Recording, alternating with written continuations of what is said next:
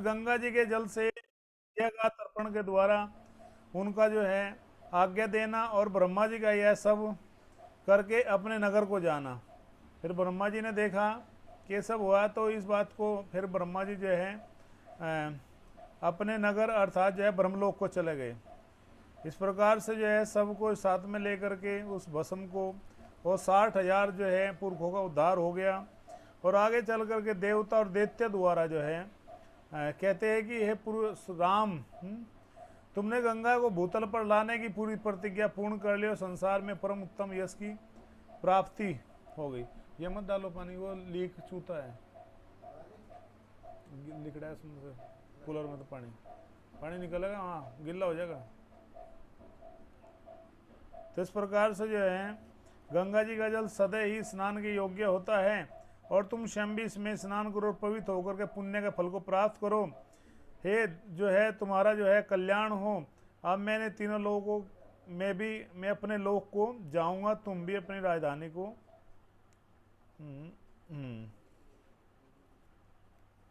यहाँ पर ब्रह्मा जी जो है चले जाते हैं और भगीरथ के जल से उत्तम सबका तर्पण करके पवित्र हो जाते हैं और सबका मनोरंजन सफल हो जाता है। लेकिन फिर आगे एक बहुत महत्वपूर्ण घटना घटती है।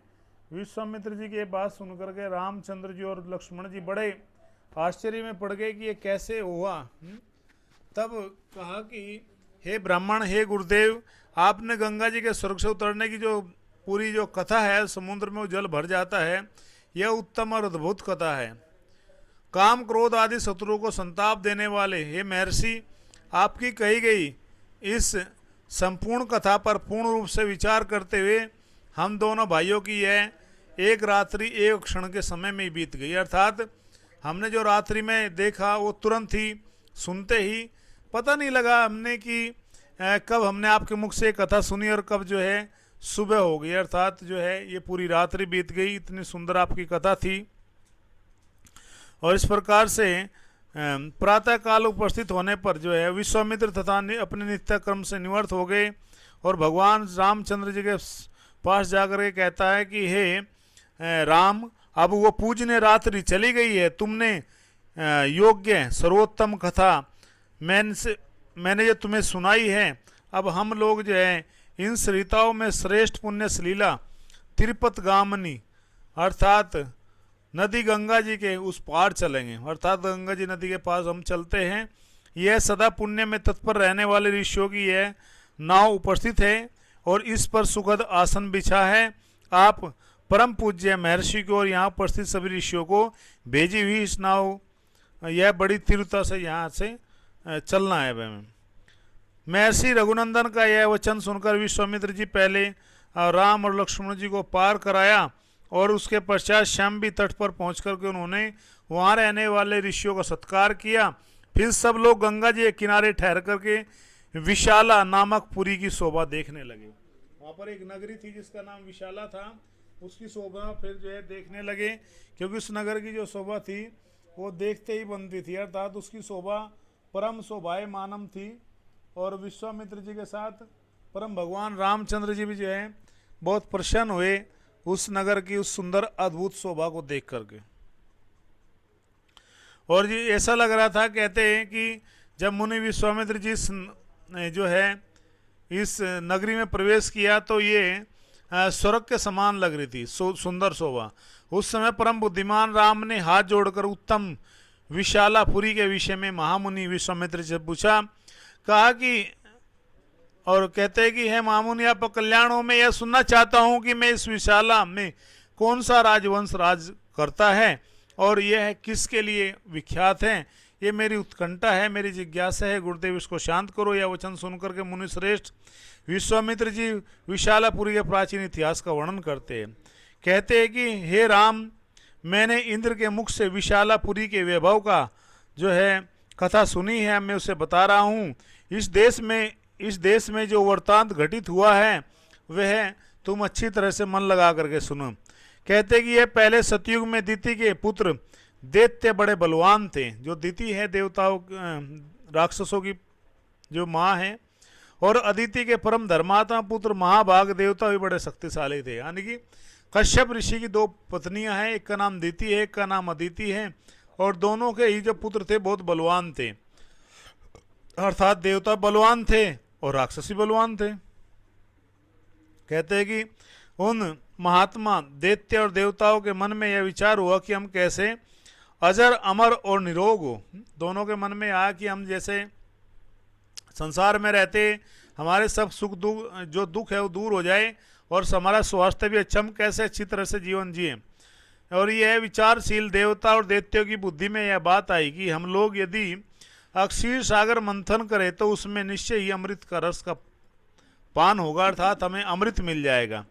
समुद्र मंथन का निश्चय करके उन अमित तेजस्वी देवता और दैत्यों ने वासुकी नाग को रस्सी और मंदराचल मथानी को बना करके क्षीर सागर की मथना शुरू कर दिया। अर्थात मंदराचल जो है चारों तरफ वासुकी नाग को लपेट लिया और उसको मथना, यानी कि एक दिशा में असुर एक दिशा में देवता, सुर और असुर दोनों का जो है क्या होने लगा, उसको मथने लगे, एक तरफ से वो खींचते एक तरफ से वो खींचते। जैसे गांव में आज भी माताएं क्या करती, दूध को मथती है तो दो रस्सी होती है, एक रस्सी को ढीला छोड़ती है दूसरे खींचती है, फिर ऐसे करके जो है दूध का मंथन करती है। इसी तरह से यहाँ पर क्षीर सागर को मथना आरंभ कर दिया। उसके पश्चात 1000 वर्ष बीतने पर रस्सी बने हुए सर्प के असंख्य मुख अनंत विष उगलते वहां मंदराचल की शिलाओं को अपने दांत से डसने लगे। जब विशाल था वो, जब 1000 वर्षों तक जो है वो चलता रहा, क्या चलता रहा कि 1000 वर्षों तक यह मंथन चलता था, 1000 वर्षों तक जो है उसको घिसते ही रहे। तब जो अनंत असंख्य मुख वाले जो विष थे, नाग थे, जो वासुकी जी है, तो उसके अनेकों जो फन है, मुख है, उनसे विष निकलने लगा। और विष भी बड़ा भयानक विष था, अर्थात वो विष इस प्रकार था कि वो जो देवताओं के द्वारा जो खींचे जाने से और असुरों के द्वारा उसके मुख से जो है दांतों से विशाल जो है विष जो जहर था वो निकलने लगा, और वो जहाँ भी गिरता वो पर्वत को भी जलाने लगा, उसको भी डसने लगे। उस समय वहाँ अग्नि के समान दाहक हल नामक भयंकर विष ऊपर को उठा। उसने देवता सुर मनुष्य सहित समस्त जगत को दग्ध करना आरंभ कर दिया। तो इतना बड़ा जो है विशाल जो है कह सकते हैं कि पूरा विष था हलाल, और उसने पूरा जलाना शुरू कर दिया, दग्ध करना शुरू कर दिया। इस प्रकार से सब देवता लोग शरणार्थी होकर के सब कल्याण करने वाले महान देवता पशुपति रुद्र की शरण में गए, भगवान भोलेनाथ जी की शरण में गए और कहते त्राईमाम की पुकार करते हुए स्तुति करने लगे। उन सब की स्तुति को सुनकर के देव देवेश्वर देवाधिदेव महादेव भगवान शिव वहाँ प्रकट हुए और वहीं शंख चक्र गदा धारण भगवान हरि की भी उपस्थित हो गए, भगवान भी हो गए। भगवान हरि ने त्रिशूलधारी रुद्र से मुस्कुरा कर कहा कि हे सुरश्रेष्ठ, हे भोलेनाथ जी, देवताओं के समुद्र मंथन करने में जो वस्तु सबसे पहले प्राप्त हुई है वह आपका भाग है, क्योंकि यह सब देवताओं में आप सब देवता में अग्रगण्य हैं, इसलिए आप उसको स्वीकार करो। ऐसे कह करके भगवान विष्णु वहीं से अंतर ध्यान हो गए और देवताओं का भय देख करके विष्णु की बात को सुन करके भगवान भोलेनाथ जी ने घोर हलाहल विष को अमृत के समान मान करके अपने कंठ में धारण कर लिया था। देवताओं को विदा करके वे अपनी स्थान को चले गए, देवता को विदा करते फिर सब चले गए। उसके पश्चात देवता और असुर सब मिल करके अक्षीर सागर का मंथन करने लगे। उस समय मथानी बना हुआ उत्तम पर्वत मंदराचल पाताल में घुस गया। तब देवता और गंधर्व भगवान मधुसूदन की स्तुति करने लगे, कहने लगे कि हे महाबाहु, आप संपूर्ण प्राणियों की गति है, विशेष रूप से देवताओं के अवलंबन, तो आप ही हमारी रक्षा करें, उस पर्वत को उठाए। यह बात सुनकर के भगवान ऋषिकेश ने कश्यप का रूप धारण कर लिया। कश्यप का रूप धारण कर लिया, इस पर्वत को अपनी विशाल पीठ पर रख करके समुद्र के भीतर पे जो है सो गए। अर्थात फिर विश्वात्मा पुरुषोत्तम भगवान केशव उस पर्वत शिखर को हाथ से पकड़कर देवताओं के बीच में खड़े हो और स्वयं भी समुद्र का मंथन करने लगे। उसके पश्चात 1000 वर्ष बीतने पर अक्षीर सागर एक आयुर्वेद में धर्मात्मा पुरुष के रूप में प्रकट हुए, जिनके एक हाथ में दंड और दूसरे हाथ में कमंडल था। उनका नाम धन्वंतरी था। उनके प्राकट्य के बाद सागर से सुंदर कांति वाली बहुत सारी अप्सराएं प्रकट हुई। मंथन करने से ही जल में उसके रस से वही सुंदरी स्त्री उत्पन्न हो गई। अर्थात धीरे धीरे वे जो है मतलब कहते हैं कि उस कांति वाली बहुत सारी अप्सराएं उत्पन्न हुई और मंथन करने से वे जल में उसके जो रस है जल के रस से ही वे सुंदरिया स्त्रियों में जो है बदल गई है और फिर वे अप्सराएं कहलाई। उस समय कांति वाली अप्सराओं की संख्या 60 करोड़ थी और जो उनकी परिचर्याएं थी उनकी गणना नहीं की जा सकती। अर्थात सराय 60 करोड़ अप्सराएं और जो उनकी सेविकाएं थे, परिचर्याएं का मतलब है उनकी जो असिस्टेंट थी, उनकी गिनती नहीं हो सकती। ये सब असंख्य थी।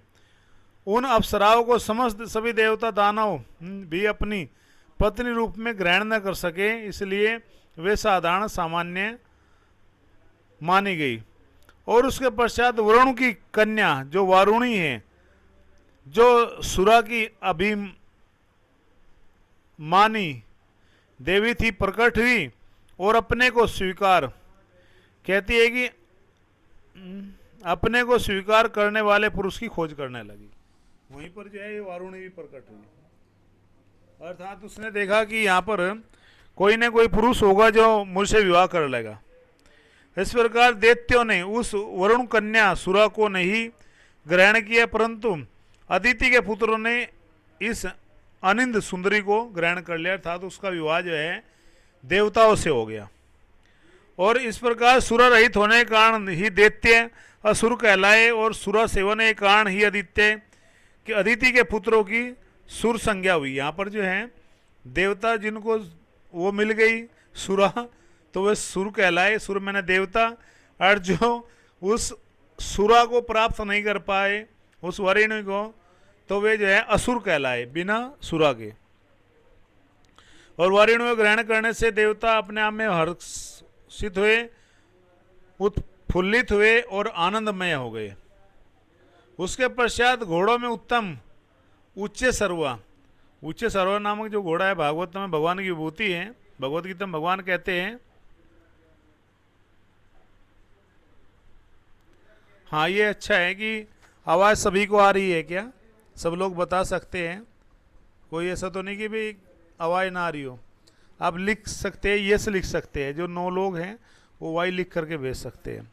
यस मैंने आपको आवाज़ आ रही है, और नो मैंने आपको आवाज़ नहीं आ रही है। तो आपको आवाज़ आ रही है, यस और नो, कौन भेजेगा? उसके पश्चात जो यस, जो घोड़े हैं, घोड़ों में उच्च सर्वा है, मणिरत्न कौस्तुभ तथा परम उत्तम अमृत का प्राकट्य हो गया। श्री राम उस अमृत के लिए देवता और असुरों का कुल का महान संहार हो गया। अर्थात आपस में बड़ा युद्ध हुआ, संहार हुआ एक दूसरे का। अदिति के पुत्र दिति के पुत्रों के साथ युद्ध करने लगे। दोनों आपस में ही असुर और देवता राक्षस लड़ने लगे। असुर राक्षसों के साथ मिलकर के एक हो गए। राक्षस और असुर एक हो गए। वीर देवताओं के साथ उनका महाघोर संग्राम होने लगा, जो तीनों लोगों को मुंह में डालने वाला था। और इतना भयानक युद्ध होने लगा कि सब लोग आश्चर्य में पड़ गए। जब देवता असुरों का सारा समूह क्षीण हो चला, तब महाबली भगवान विष्णु ने मोहिनी माया का आश्रय लेकर के तुरंत अमृत का अपहरण कर लिया। अर्थात जब देखा कि ये असुर जो है ज़्यादा नुकसान पहुंचाएंगे, तो भगवान विष्णु जो है कलश लेकर के प्रकट हो गए। किस रूप में? मोहिनी रूप लेकर के। जो दैत्य बलपूर्वक अमृत छीन लाने के लिए अविनाशी पुरुषोत्तम भगवान विष्णु के सामने गए, उन्हें प्रभावशाली भगवान विष्णु ने उस समय युद्ध में पीस डाला। वहाँ पर जो देवता हैं उस समय गए, उनको भी जो राक्षस जो गए, तो भगवान के साथ में युद्ध करने लगे, तो भगवान ने फिर उनको मजा चखा दिया। देवता और असुरों को इस प्रकार महाघोर युद्ध में अदिति के वीर पुत्रों ने अदिति के पुत्र को विशेष रूप से संहार किया, और देवता का वध करने पश्चात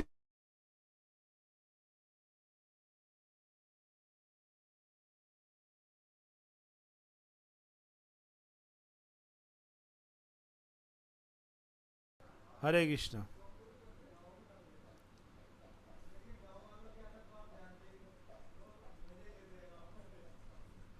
अब हरे कृष्ण, थैंक यू। तो इस प्रकार से यहाँ पर बताया जा रहा है कि जो देवता और असुर जो है उनका संहार हो गया आपस में, और जो है कहते हैं कि पुत्र वध से दुखी दिति का कश्यप जी से इंद्र हंता, पुत्र की प्राप्ति के उद्देश्य से तप के लिए आज्ञा लेना। क्योंकि जब दिति जो है, जो राक्षसों की माँ है, तो उसके बेटे मारे गए तो बहुत दुखी हुई और वो अपने पति के पास में गए। असल में देखा जाए देवता और असुर जो है एक ही पिता की संतान है, और इस पिता का नाम है कश्यप मुनि। और कश्यप मुनि की 2 पत्नी हैं, दिति के दैत्य राक्षस और अदिति के देवता। अब दिति के बेटे मारे गए युद्ध में, भगवान विष्णु ने मारा, देवताओं ने मारा, सबको संहार कर दिया।